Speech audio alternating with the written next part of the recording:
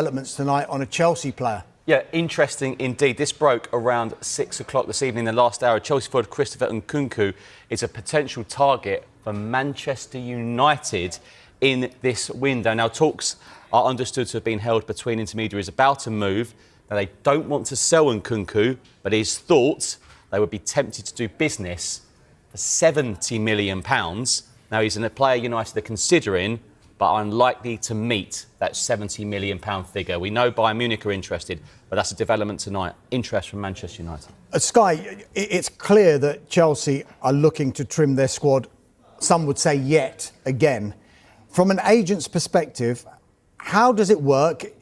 Is that driven by the club, and what form does that take? Well, first, friendly victory over Villarreal on Friday night. At the beginning of this week, Manchester United were linked with a move for the Danish midfielder as they looked to shore up the centre of the park. The 26-year-old was claimed to be on United's radar by Team Talk, who ran an article later that week suggesting Manchester City would provide stern competition to the Reds for Holmond. United have yet to strengthen the defensive midfield this summer, having signed Matheus Cunha, Diego Leon and Brian Buemo for the first team. Ruben Amorim had a strong relationship with Holmond prior to his exit from the club in November. The Dane admitted afterwards that he and his team were disappointed in Amorim for leaving for United midway through the campaign. However, he later stressed that he understood the decision to move to Old Trafford. There have been reports that Holmond has been pining for a move away from Sporting since Amorim's exit.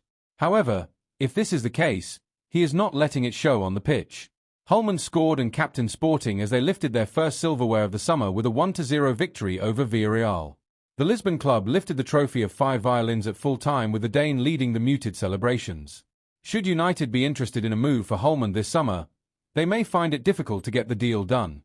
Sporting's president Federico Varandas has already driven a hard bargain for Victor Gyökeres this summer and may be reluctant to allow another one of his star players leave. Meanwhile, all indications seem to be that United are prioritising a centre-forward ahead of the big kick-off. This is despite Amorim insisting that he would be happy if no new striker was signed between now and the end of the transfer window. Manchester United have been handed a major transfer hint regarding Benjamin Sesko, with Ruben Amorim's side believed to be keeping the striker on their radar. The club have already made 2 statement signings this summer in Brian Buemo and Matheus Cunha, with both players costing just over £120 million combined. Despite the heavy spend, United continue to be linked with further big moves in the summer transfer window.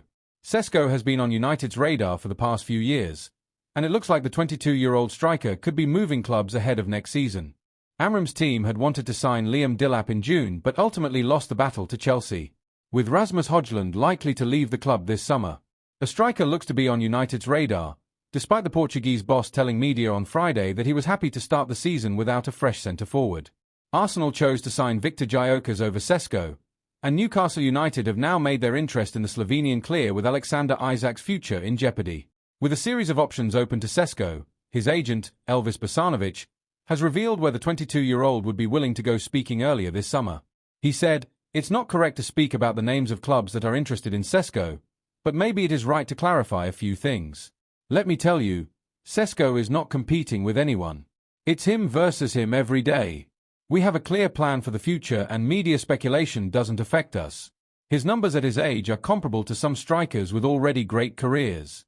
That confirms my words. He will move from RB Leipzig only when we recognise a special club, a special project with a special coach." In regards to special projects, United and Newcastle are both in difficult phases at the moment. The Reds have no European football next season and finished 15th last campaign. Newcastle, on the other hand, look to be at risk of losing a series of star players. Isak is heavily linked with a move to Liverpool, and Valentino Livramento could be going to Manchester City, the club who the Magpies also lost James Trafford to this summer. RB Leipzig are reportedly looking for a £70 million fee for Sesko. If Newcastle do sell Isak, they are sure to have those finances. It is unclear if United are willing to spend that much money on the 22-year-old Slovenian.